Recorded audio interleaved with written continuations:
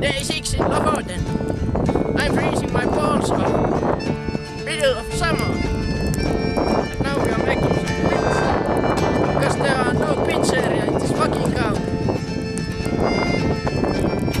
Me ollaan Antin kanssa reissattu vuodesta 2011 lähtien. Ensimmäinen yhteinen reissu meillä oli noin kuukauden ja päälle 4000 kilometrin roadtrip-reissu ympäri Norjaa. Tällöin meillä molemmilla oli hyvin vähän kokemusta luontomatkailusta ylipäätään, ja reissu oli tämän takia täynnä kohelluksia, virheistä oppimista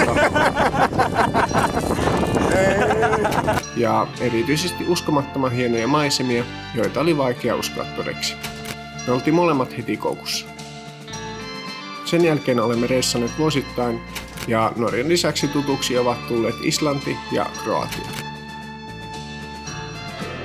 Näistä matkoista on jäänyt monia ikuisesti mieleenpainuvia muistoja, kuten kovan lumimyrskyn takia suljetun vuoritien ylitys Islannissa,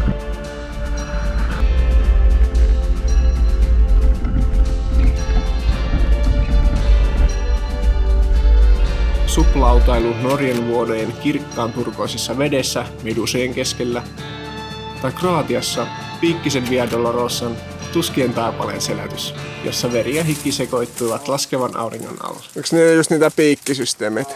Ai saatana. Pitäisköhän mennä jotain toista kautta? Au.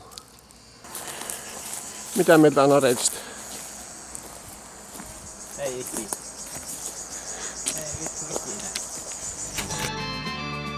Mukavuudet on muutenkin karsittu meidän reissulla minimiin. Ruoka on yleensä pahaa ja sitä on liian vähän.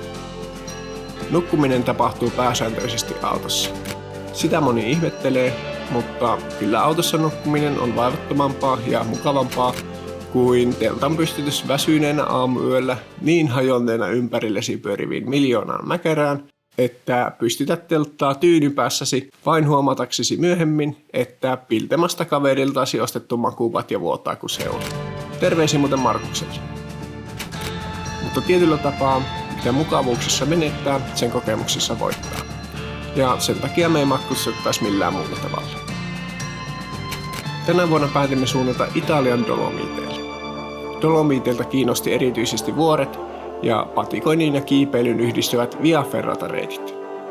Haasteena oli se, että reiteistä oli vaikea löytää tietoa etukäteen, jonka pohjalta arvioida reittien tasoa tai vaikeusastetta. Toisaalta tämä tarkoittaisi hyvää todennäköisyyttä piilotettujen helmien löytämiseen. Ja näin seikkailu alkaa.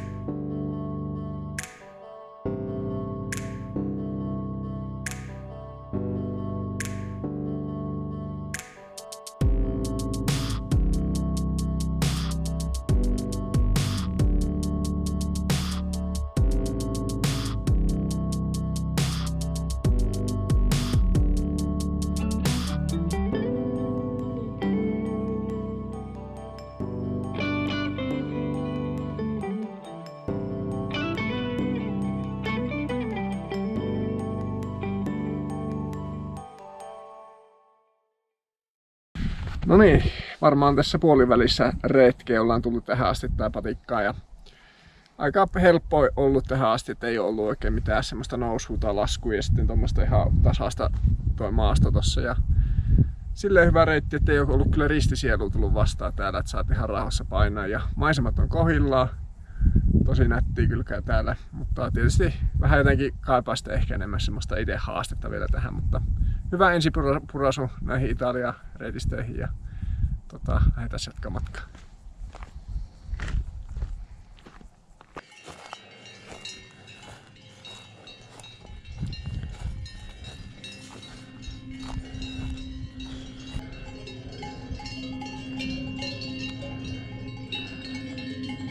Tää on perkuleesti. Kilisä kuin jouluna.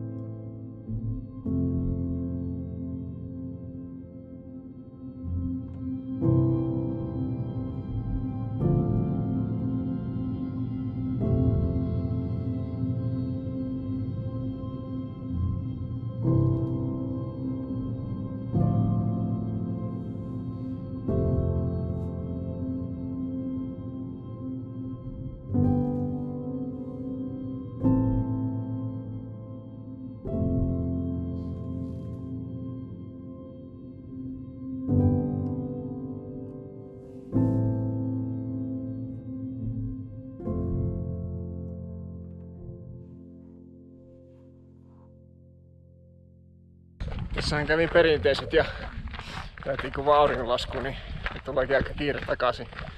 Pimeä alkaa tulla ehkä puolen tunnin päästä.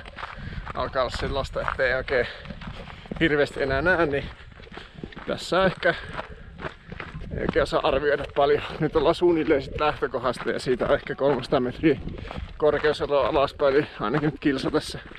Ehkä pari tai enemmän. No, saa nähdä.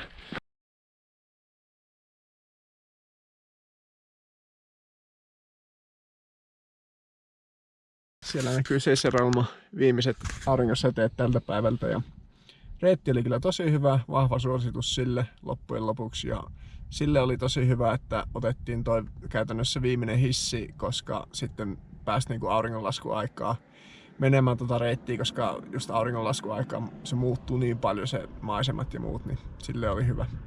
Mutta vielä tehtiin pikainen visiitti tossa. Tästä alkaa palautuminen ja vähän välillä venyttelyä ja sitten Untemaille ja jatketaan huomenna seikkailuja ja katsotaan minne päästään se huomenna. Jes, ei kun morjesta.